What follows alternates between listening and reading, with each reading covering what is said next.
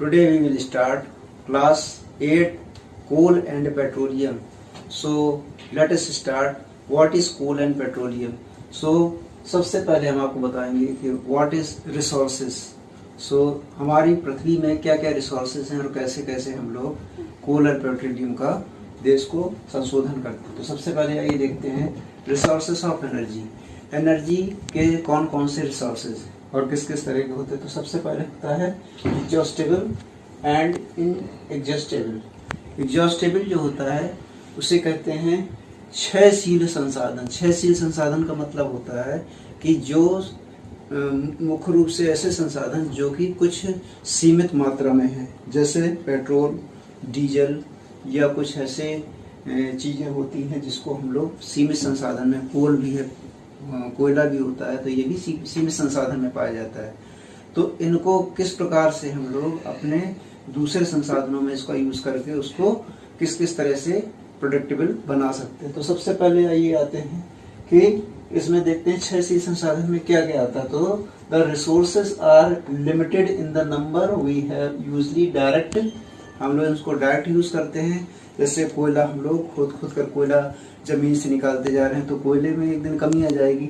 इसी तरह पेट्रोलियम है, नेचुरल गैस है, और लकड़ियाँ, इसी तरह से लकड़ियों को हम लोग रोज जलाने के काम में लाते हैं और इसको कई प्रकार के इसके यूजेस होते हैं। लकड़ियों के मकान बनाते हैं तो इसमें कई प्रकार की लकड़ियों का यूज होता है। तो हम लोग बार बार उसका रिसोर्सेस यूज कर रहे हैं। तो रिसोर्सेज यूज करने से एक दिन हमारे ये जो है जितने भी रिसोर्सेज हैं सब घटते चले जाएंगे और एक दिन हम लोग जो है बिना उसके रिसोर्सेज के रह जाएंगे। तो हमें इसके लिए दूसरे संसाधन भी ढूंढना है। तो सबसे पहले होता है इस प्रकार के रिसोर्सेज जो बहुत कम हैं उन्हें एग्जिस्टेबल बोलते हैं और ये नॉन रिन्यूएबल होते हैं। इनको जो है बार बार इनको बार बार बदला नहीं जा सकता, यानी ऊर्जा के लिए इनको हम बार बार नहीं बदल सकते।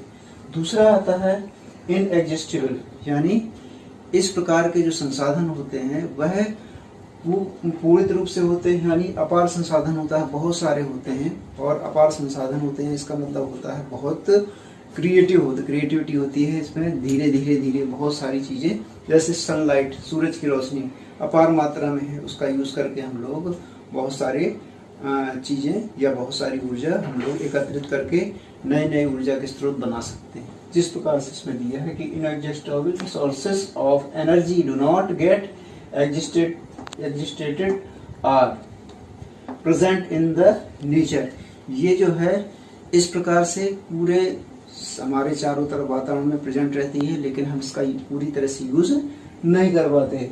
जैसे इसमें है sun, wind, tides and biogas. Biogas में भी कई प्रकार की गैसेज हैं जिसका यूज हम लोग नहीं कर पाते। सनलाइट, विंड, हवा, विंड मिल्स हम लोगों ने बनाए हैं, हम लोगों ने विंड मिल्स बना करके उससे एनर्जी प्राप्त करते हैं और बहुत सारी ऐसी चीजें हैं जिससे हम लोग ऐसे संसाधनों का यूज करके ऐसी अपार एनर्जी को हम लोग काम में ला सकते हैं।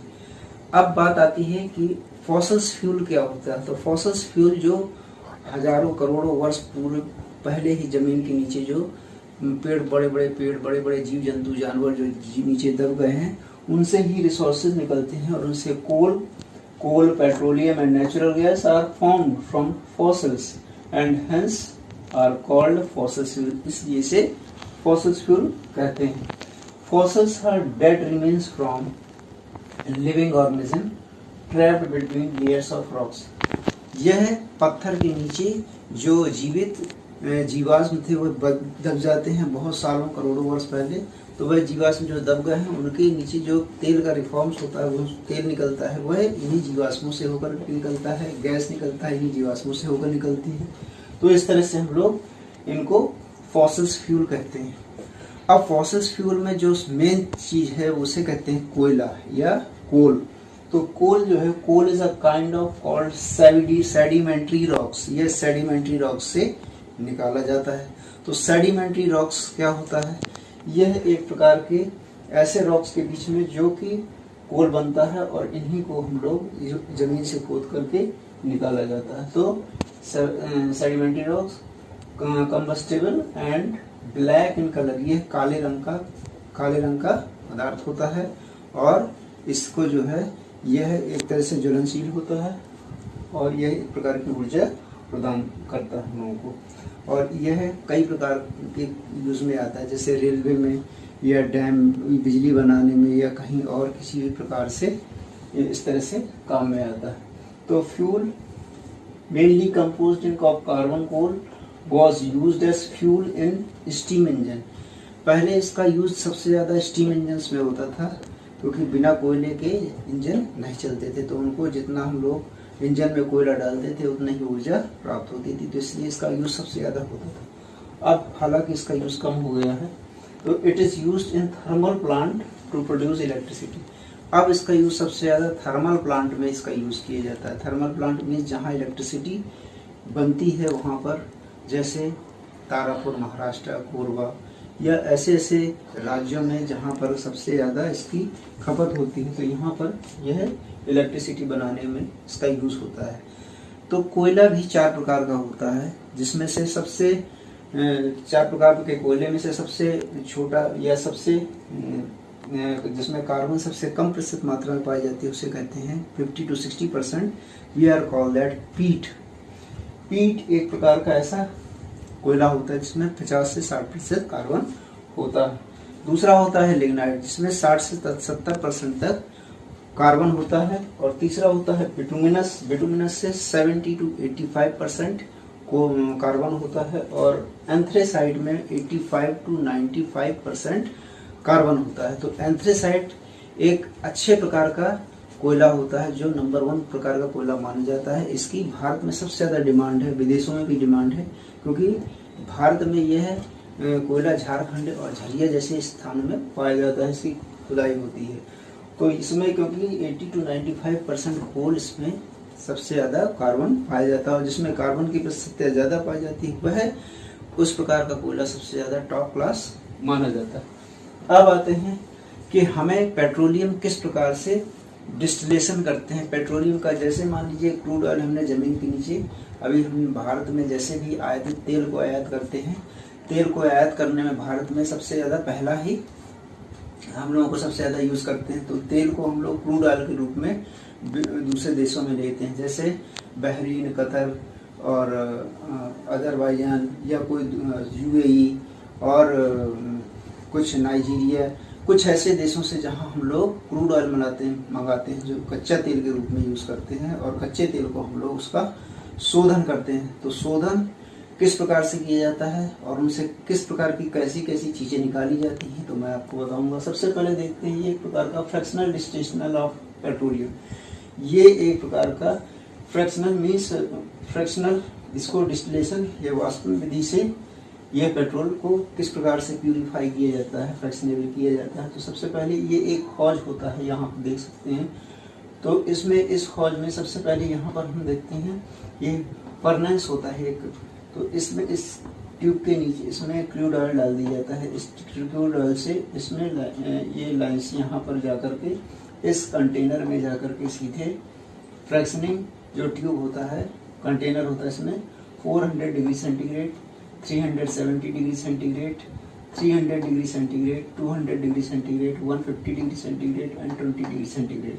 जब इसको गर्म किया जाता है या हॉट किया जाता है, इसको विभिन्न तापक्रमों में, कई तापक्रम होते हैं, जैसे 400 degree centigrade, 370 degree centigrade, 300 degree centigrade, 200 degree centigrade, जैसे 150 डिग्री सेंटीग्रेड पर पेट्रोलियम, 220 डिग्री सेंटीग्रेड पर पेट्रोलियम गैस होती है। फिर इसके बाद 200 डिग्री सेंटीग्रेड पर केरोसिन, और 300 डिग्री सेंटीग्रेड पर डीजल, और 370 डिग्री पर फ्यूल ऑयल्स होते हैं, और 400 डिग्री सेंटीग्रेड के बाद यहाँ लुब्रिकेंट ऑयल और पैराफिन वैक्स एंड एस्फाल्ट्स वगैरह निकलते हैं।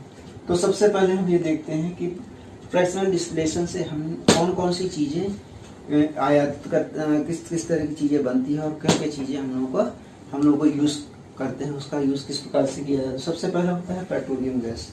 तो पेट्रोलियम गैस में हम लोग ने देखा होगा मेन होता है एलपीजी। एलपीजी जो होता है लिक्विड पेट्रोलियम गैस कहलाता है।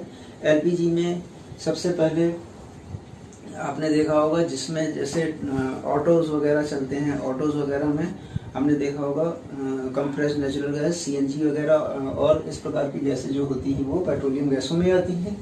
दूसरा आता है गैसोलीन और पेट्रोल। गैसोलीन एक टॉप क्लास गैसोलीन जिसे बोलते हैं टॉप क्लास पेट्रोल। यह विमानों को चलाने काम में आता है, हवाई जहाज को चलाने काम में आता है और लड़ाकू विमानों काम में आता है। ये इस प्रकार का यूज़ इसमें किया जाता है। तो बाकी पेट्रोल का यूज़ तो आप सब जानते हैं कि मोटरसाइकिल, मोटर कार वगैरह इनका यूज़ सबसे ज़्यादा पेट्रोल के लिए यूज़ किया जाता है। दूसरा है केरोसिन। केरोसिन एक बहुत ही नीले रंग का द्रव होता है। यह विशेष प्रकार से खाना बनाने के लिए स्टोव के गैस में यूज़ करते हैं और भी कई काम में इसका यूज़ किया जाता है। चौथा है डीजल।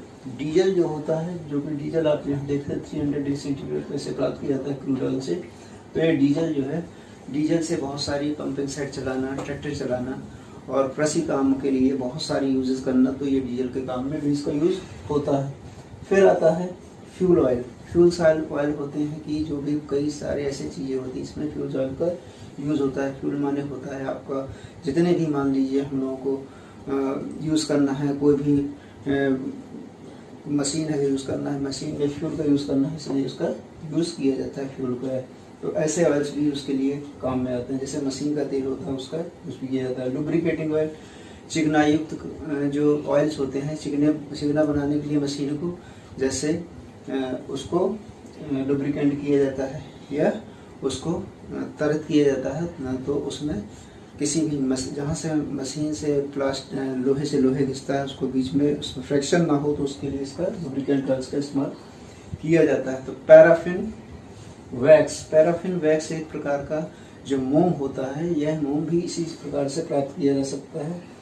नंबर है एस्फाल्ट। एस्फाल्ट में विशेष प्रकार की कई सारी ऐसे टर्म्स होते हैं जिससे और कई प्रकार के जो गाढ़े तरल द्रव भी आते हैं जो कि एस्फाल्ट्स में आते हैं। नंबर 9 होता है पेट्रोकेमिकल्स। पेट्रोकेमिकल्स में बहुत सारी चीज़ें आती हैं, जैसे हम देख सकते हैं मिथाइल अल्कोहल। मिथाइल अल्कोहल में methyl alcohol, ethyl alcohol, ethylene, benzene and DDT। So diammonium diphosphate tetraline, then we are called that DDT। then number 10 आता है सिंथेटिक फाइबर्स। हमने आपको देखा होगा जैसे किसी तांत यूज़ करते हैं तो तांत को उसे भी नायलॉन कहते हैं। तो नायलॉन की भी कई प्रकार की कई प्रकार होते हैं, तो उनको बनाने के लिए हम इसका यूज़ कर सकते हैं। दूसरा होता है पॉलिएस्टर, एक्राइलिक और सिंथेटिक रबर्स। सिंथेटिक रबर का भी यूज़ करते हैं। पैराफिन या परफ्यूम्स का भी यूज़ करते हैं। Fertilisers and explosive and dyes means colour का भी यूज़ हम लोग पेट्रोकेमिकल्स के आधार पर ही करते हैं। तो इस तरह से हम समझ सकते हैं कि डिस्टिलेशन पर, पेट्रोल का डिस्टिलेशन जब भी किया जाता है तो किस प्रकार से हम लोगों को इतनी इम्पोर्टेंट सारी चीज़ें कोल और पेट्रोल जिनसे प्राप्त होता है। Thank you.